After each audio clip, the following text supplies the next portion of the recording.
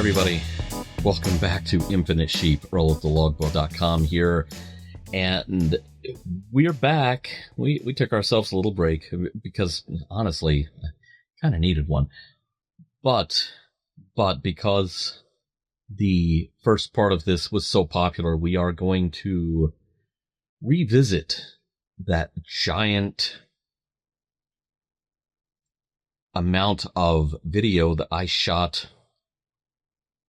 during the overnight hours in the control room at KPBI in, I believe it was April of 95. It is kind of interesting to go back in time, see the sights and sounds, which includes much younger and much hairier me, but not too much hairier because, boy, overnight control room shift, it just weighs on you.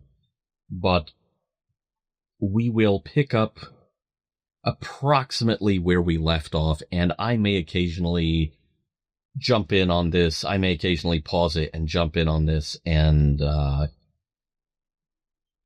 do some director's commentary, because unfortunately I was the guy behind the camera shooting this video. And so, fair warning for those of you who suffer from motion sickness, there's a lot of look over here, look over here, look over here. And I don't know if it sets anyone else's motion sickness off. It does mine. So I am mostly going to be listening to this and only watching out of the corner of my eye. So I'm not sitting here behind the mic going,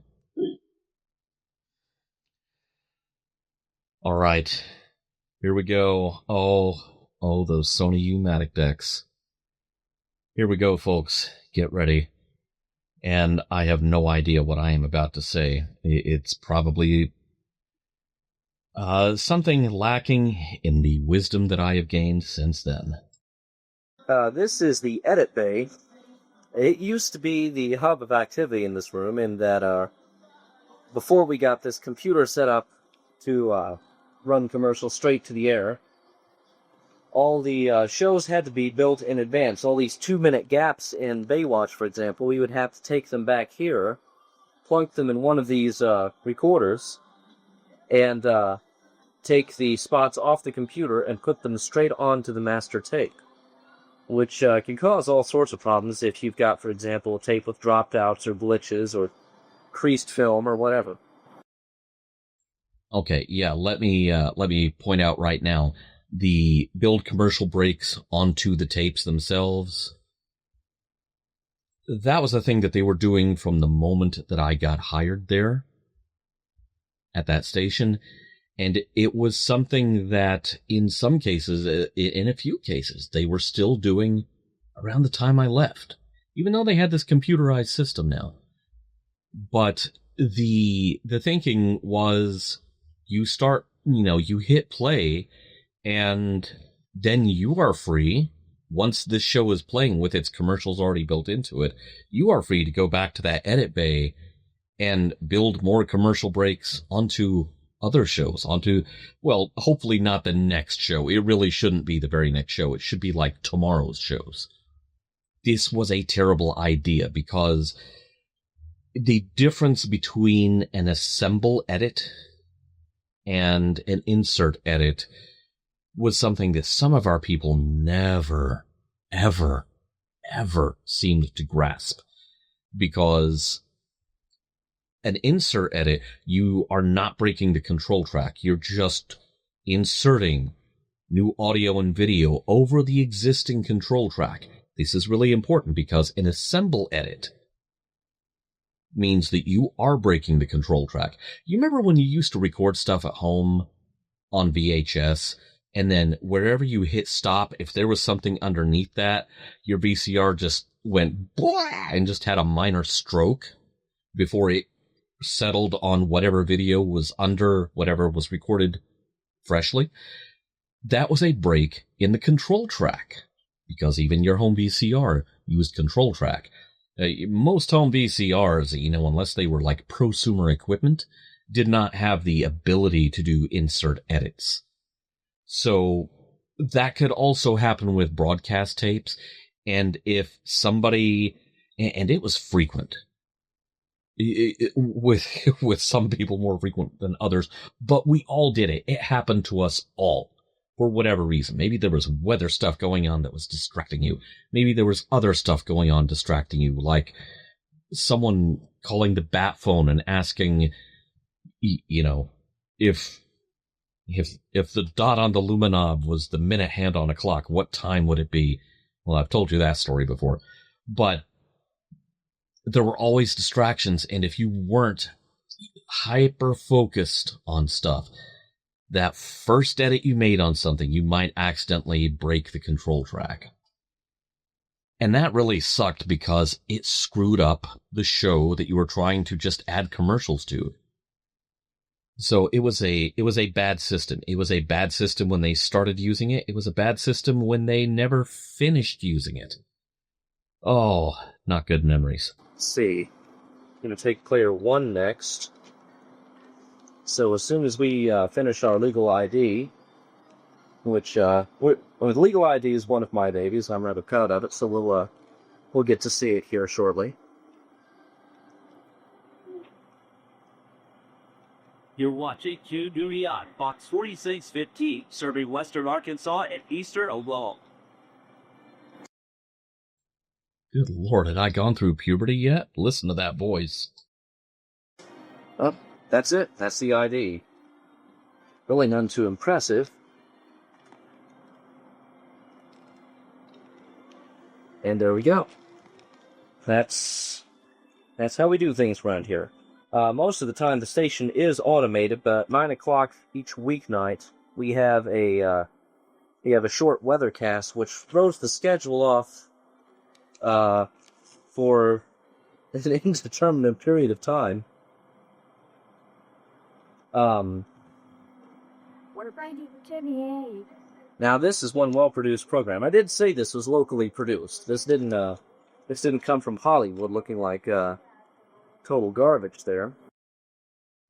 Yeah, maybe slow your roll, dude, because that was part of my job. That was my first TV directing experience, was this little church show where these people would come in, local televangelist wannabes, and they would come in and I would spend an entire day directing like back-to-back half-hour shows with them, just between two cameras. It's not like nothing like newscast directing, it was A/B camera switching. But the subject matter was not my favorite. I will restrain myself from saying more in the interests of civility. So, anyway, keep this thing in focus.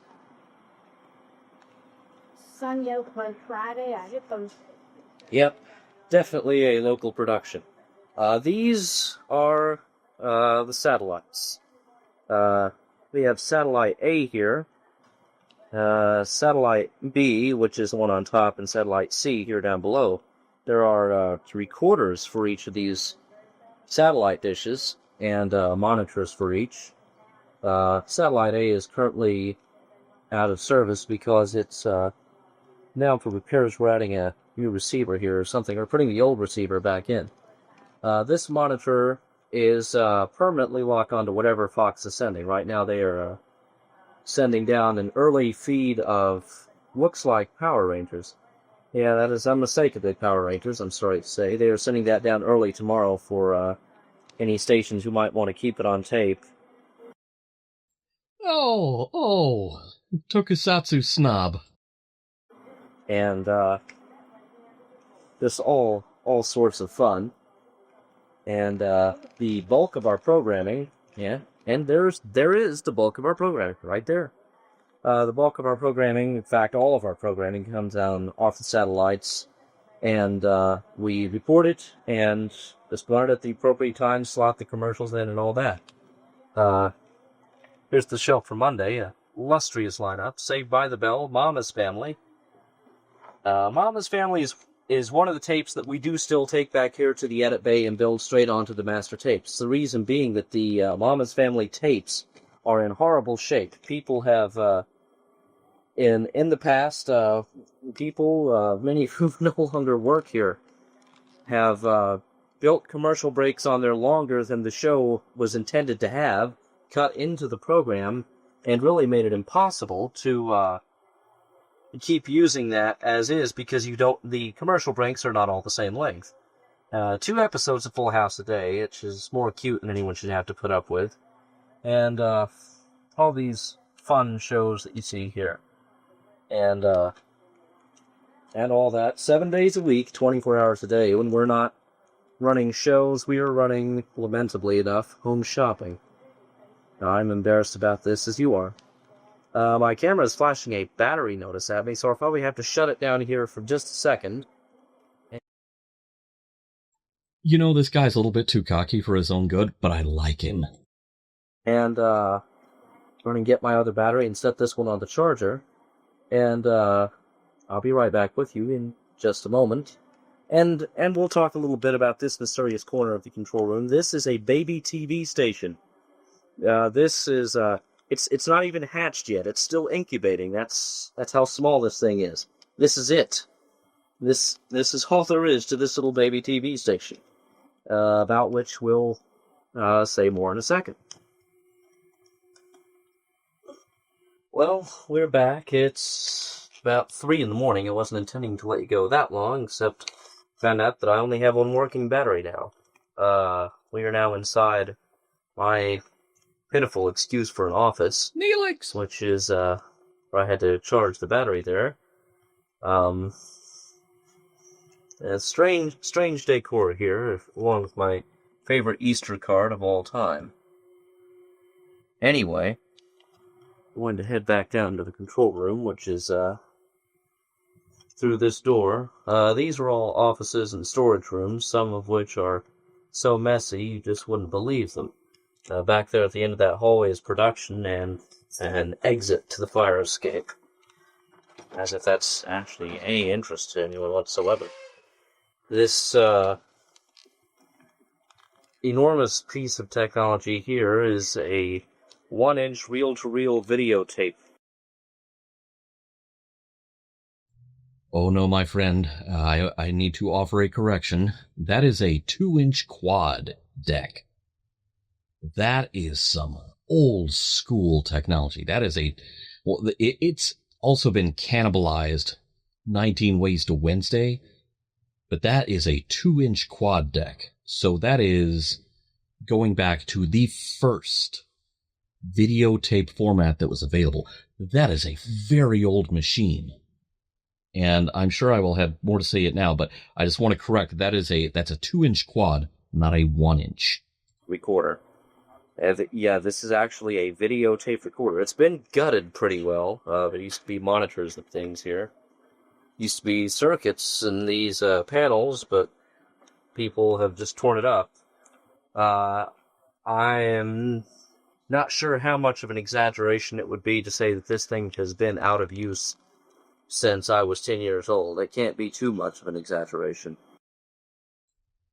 I don't know. It may have still been in use in the 80s, but it was definitely a goner here. And no, I do not know what use the circuitry of that old quad deck was for anything else in the building. It was like something they were... It's like someone was stripping copper wiring out of it to sell. It's bizarre. I don't know why it was being torn apart like that. It's kind of sad. Let's see. I just finished preparing a show for tomorrow that couldn't be run off the computer like normal, as I was describing before. Basically had to reconstruct a show from scratch because we really didn't know how much time there was for commercials in it. That's the master tape, which we put back up here.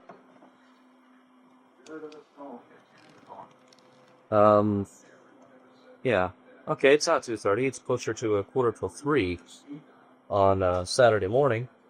Our weather is a bit more active since we were last here. Focus on it right there.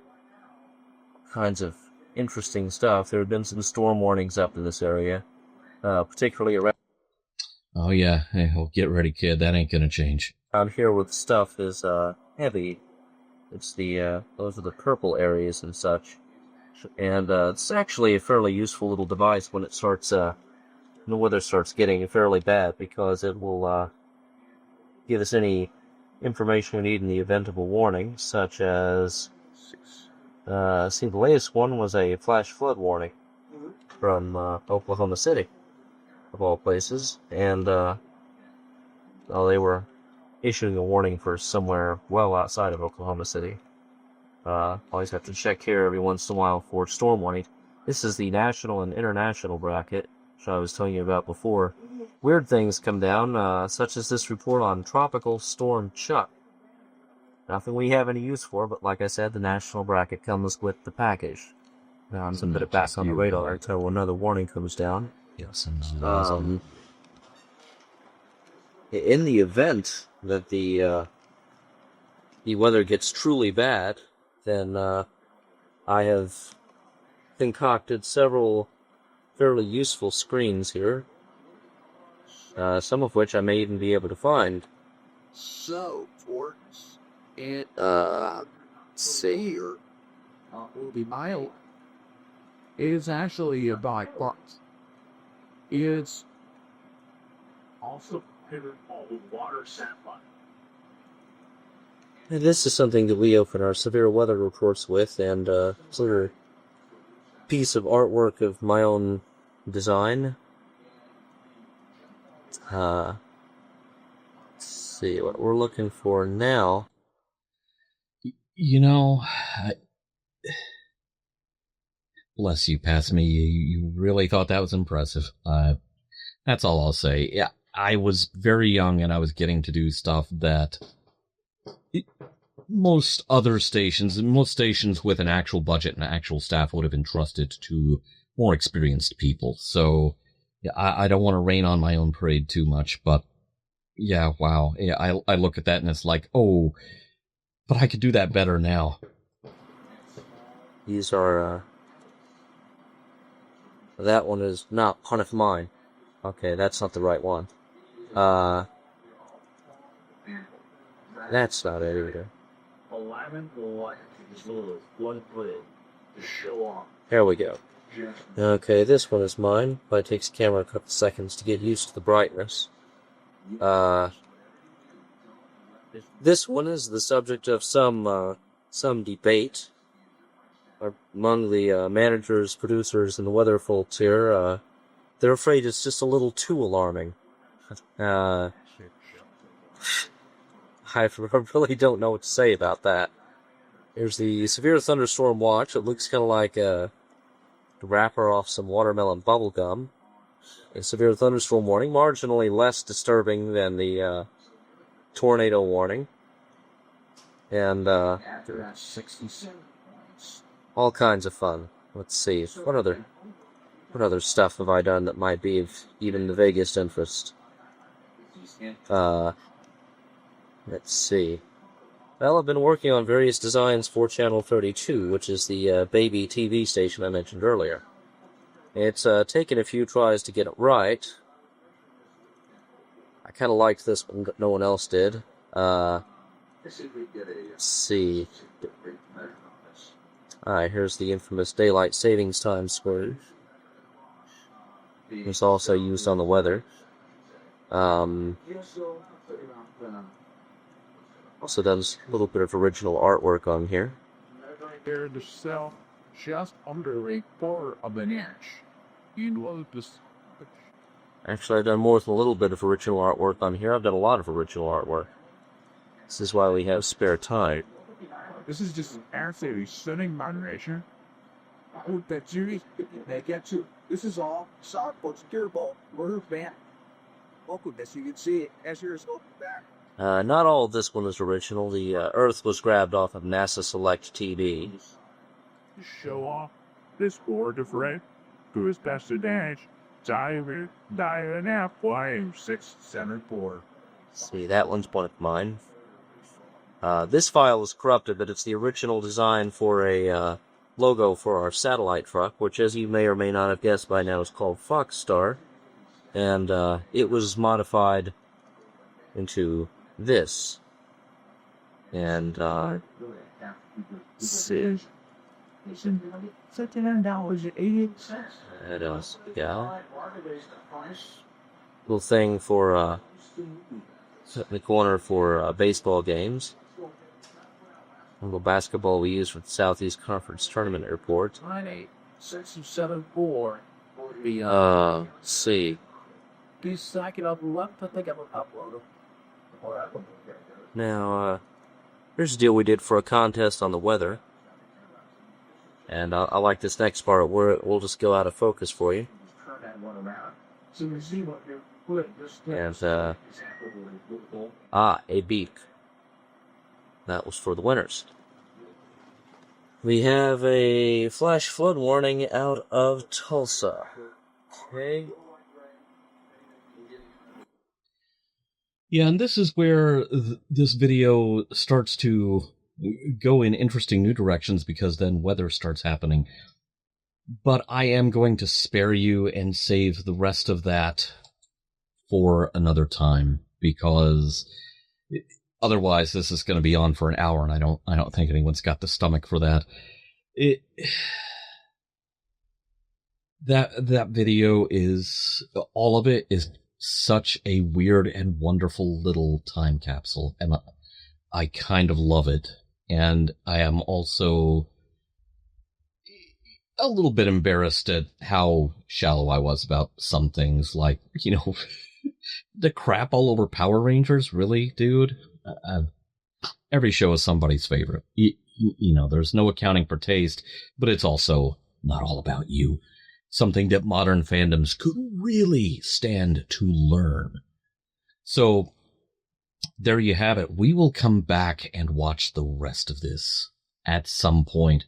Heck, I'm enjoying this so much, I may record these back to back, but then space them out a bit and talk about other stuff in between. But we'll be back in the KPBI Master Control Room in 1995, because again, as I said this so many times when I was covering the first chunk of that tape, I don't know who this was recorded for.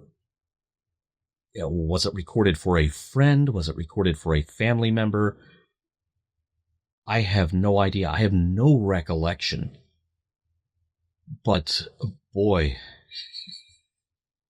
did I ever think I was impressive back then. I have learned better by now.